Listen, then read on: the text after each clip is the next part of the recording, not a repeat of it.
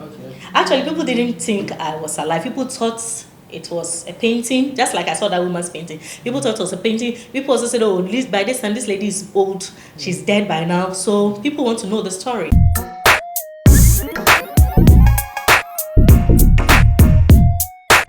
Hello, welcome to Faces of Ghana on YEN TV. My name is Philip Abutiati, and this is the show on which we tell the stories of amazing and peculiar Ghanaians. Today we are speaking to someone who is indeed peculiar and amazing. Her name is Angelina Nana Akua Oduro. She's a popular face you've seen on that very famous Akwaaba picture in the Kente clothing. Yes, the Akwaaba picture. Today we are here to find out what her story really is. We are here to interact with her, and we are here to get to know more about her and what she's up to. But before we bring you that conversation, remember to subscribe to our YouTube channel and follow us on all our social media platforms. Hello, Angelina.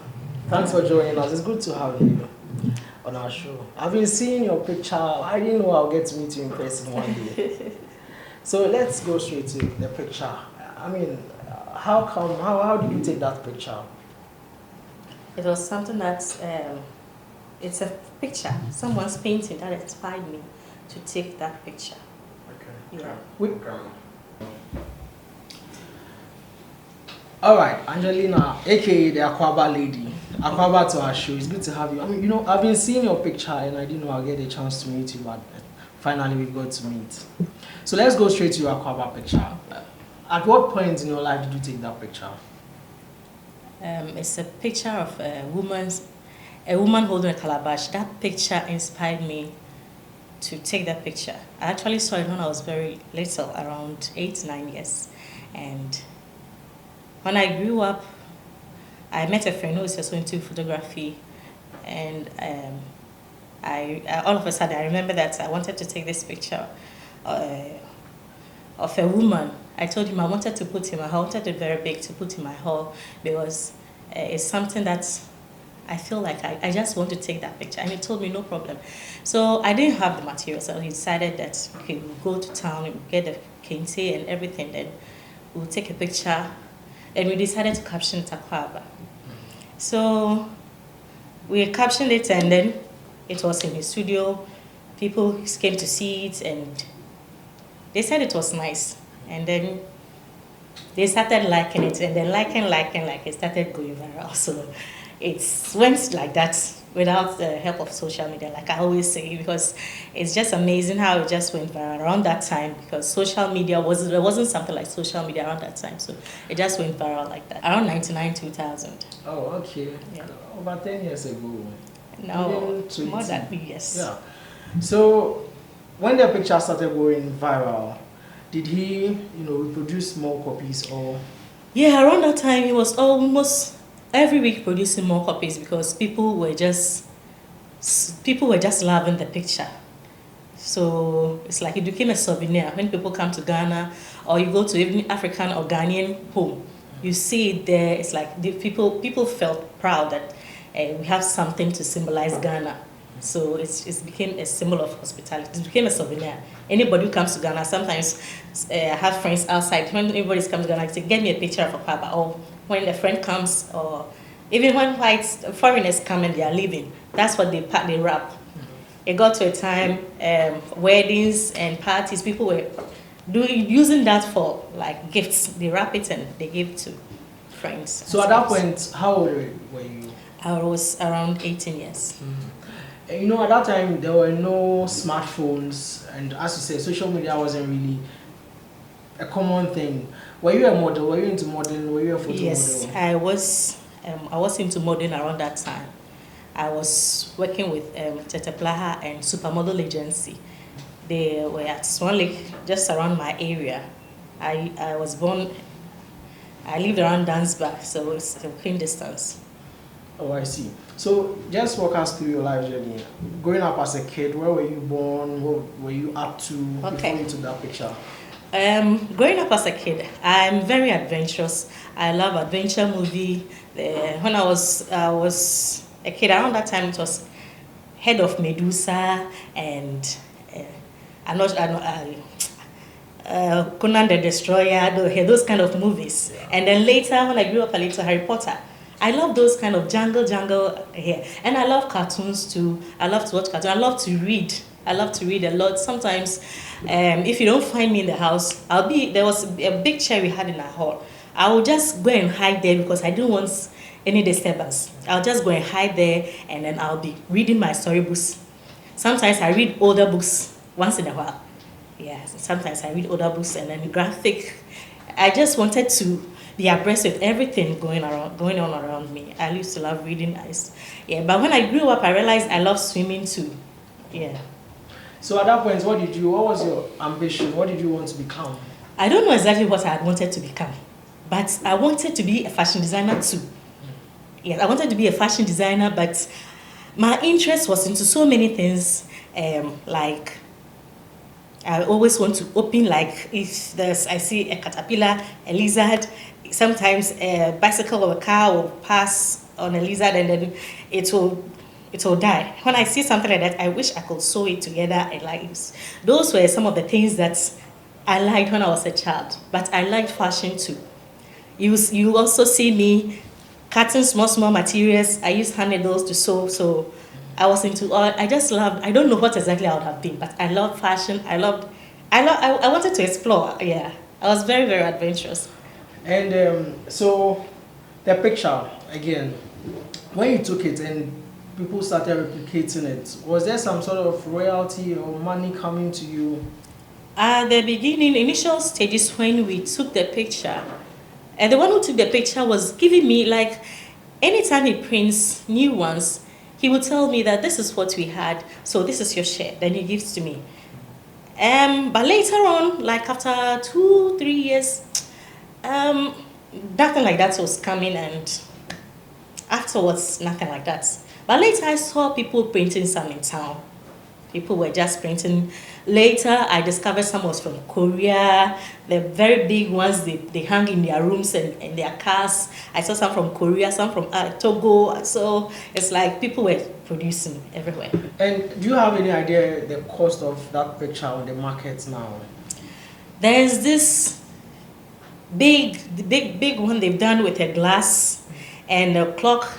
We went to Osu some time ago. I asked, and they said it was around 500 Ghana cedis. Wow. Yeah. And none of that money is coming to you? None of that is coming to me. So clearly it's an issue of patents. Yeah. I'm sure you were young at the time and you didn't have anyone to guide you. To tell Yes. Yes. And you see, we actually didn't plan selling it. So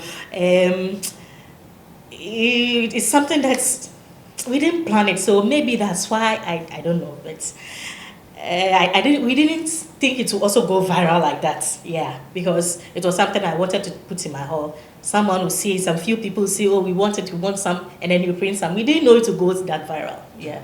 So after the picture, I mean, like you clearly indicated, the money stopped coming and they just decided to be laid back. Since then, what have you been up to before you finally decided to, resurface? Okay, so when I laid back, I got married, I had kids. So family life, I decided to go back, laid back. And then I'm divorced now, actually. So I joined this new church, Love Community Chapel. So it's at that church I made friends. And there's this lady who always say that I shouldn't say that she's my friend. She said, you are my little sister. So she knew another guy called Julian. So she told Julian that this lady is my friend. She did this Akwaaba thing and she knew that Julian was into the media. Okay. So her name is Obaya. Obaya used to tell me that, Angie, you are a millionaire. You are sitting on gold. I said, oh no, stop it, please. So the first interview I did was with Mark Knight. There was this guy who came to see me. And then even that interview, I didn't want to grant it. I told her that, no, Obaya, I'm not going to get anything out of this thing. Let's forget about it. So she's the one who encouraged me, and I decided that let me give it a go and see how it will go.